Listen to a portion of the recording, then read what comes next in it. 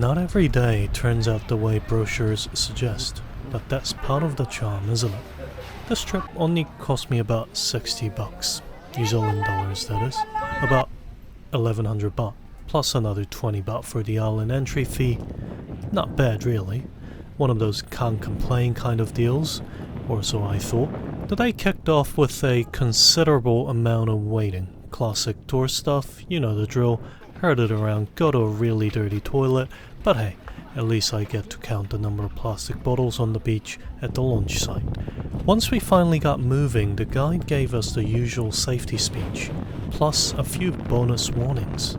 Watch out for the sea urchins and the dead corals scattered across the beach, and of course, a sales pitch about water shoes. But I've got to admit, the speedboat ride was fun. I've always liked being on the water, even if swimming in it isn't really my thing.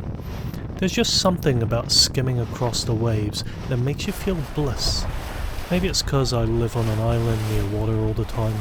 I love the wind and the salty smell. First stop, the so-called Cat Island. And yeah, there were cats, mostly napping. Probably smarter than the rest of us, really. The beach though, less paradise and more graveyard. More dead coral than sand. I'm no high and mighty environmentalist by any means, but you don't have to be David Attenborough to figure out this place has seen better days. Coral only really thrives in clean water, and judging by the jet skis, the trash wedged into every rock crevice, and the occasional rubbish burn pile, it's not exactly thriving. I was told the island entry fee was meant to fund rubbish collection and conservation.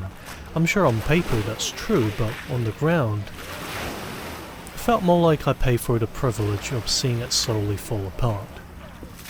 Perhaps my expectations going in this were wrong, coming from a country that's well known for environmental preservation, despite all the cynicism I have about them. Maybe I'll go into that in another video. Though I must say, this one hit a little different.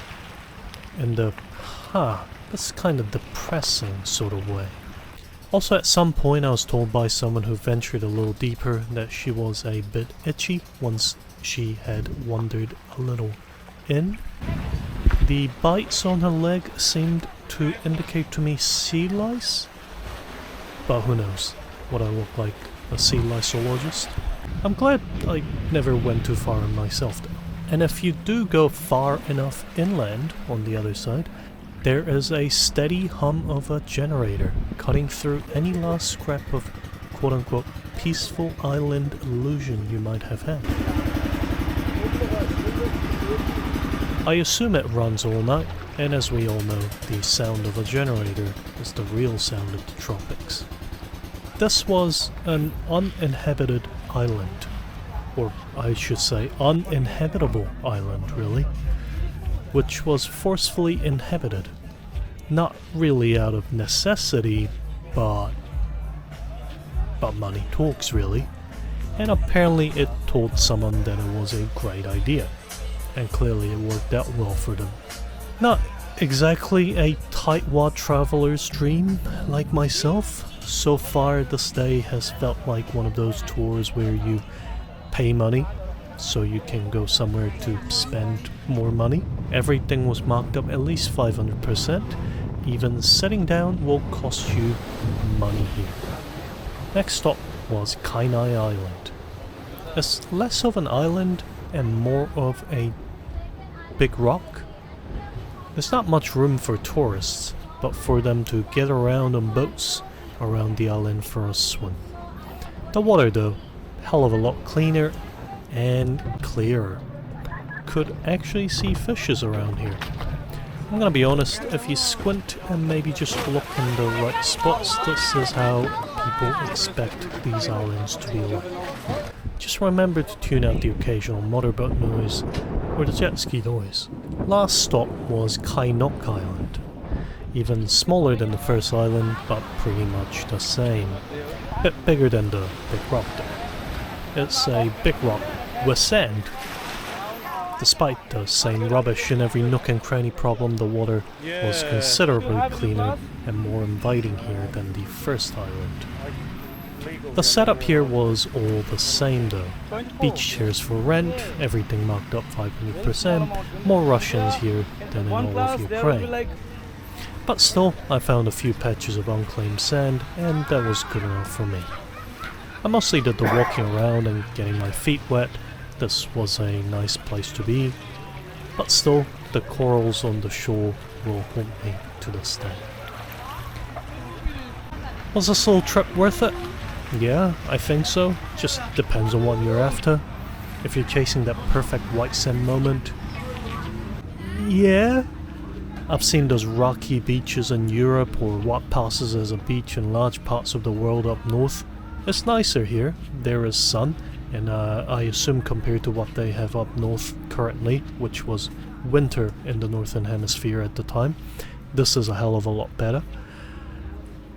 Though I do think the overuse of the waters and the over-tourism has really brought down what these islands were really about in the past and made them so famous. If you do just enjoy being out in the open sea though, feeling the boat slice through the water, riding the waves and the bumps, I'd say it's worth it for that alone, just being out there away from the mainland and being surrounded by the landscape. Even if the islands themselves were more of a tourist treadmill, must say. Is it a must-do? Maybe not, though I wouldn't call it a waste of time or money by any means. I think the best I can describe it is kind of like fast food. It was cheap, was quick, and guaranteed to leave you a little underwhelmed if you're expecting it to be anything like the far northern beaches of white sand and pristine New Zealand like I was. Like I said though, it's all about expectations and what you have to compare it to. If you enjoy this type of video or honest travel, then please do stick around, like and subscribe. Do let me know where have you been that you didn't know whether or not to be disappointed yourself. By the time we made it back to the shore, I was sunburnt, salty, and about 2 parts dehydrated. A quick rinse and a half-decent meal, and I figured I'd round out the day with something a little less commercial, and a little more meaningful, especially since I had half a day of scooter rental still left, so best make use of it, right? Now this was more my style.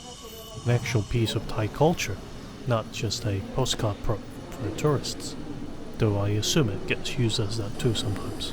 This is the most famous temple in Phuket, and judging by the numbers of tour vans crammed in the parking lot, I'm not the only one who thought so. People need to study some etiquette before coming here, by the way. Don't take videos of people praying, for God's sakes, that's just rude. Also, if it says please cover yourself, it is not a suggestion. You're not at the beach anymore. Regardless, the temple itself isn't just a pretty tourist pit stop. It's been an important place for locals for nearly 2 centuries. Wat Chalong is dedicated to 2 monks, Luang Pho Cham and Luang Pho Chuang. I am butchering those names for sure, please someone correct me. Both who were respected for their wisdom and healing during the 1970s when things got a little rough. Locals would turn to these monks for both medical help and moral guidance. The main pagoda, or chedi, holds a fragment of bone believed to belong to the Buddha himself, which, as you'd expect, makes it a pretty significant pilgrimage site for Thai Buddhists. The walls inside are covered to top to bottom in murals depicting the life of the Buddha. I stood there watching people drift through, some genuinely moved, some just moving through the motions because their wife dragged them there or whatever have you, and somewhere in between the odd influencer striking poses next to statues meant to inspire reflection. And I get it, everybody wants a photo. But if you're the type to set up shop for 10 minutes trying to get the perfect influencer shot while blocking everyone else, you might just be suffering from a mental illness called main character syndrome. Welcome to I Whinge About Other People, the channel. Most people there though were quiet, reverent and thoughtful, but like anywhere else, it only takes a few people to really kind of dampen the moods. To locals, this is, as I mentioned, a sacred site, not just a pretty building for your holiday slideshow. It's easy to forget that when you're traveling, especially when the temples are as beautiful as this, but the least you can do is read the room and cover your shoulders.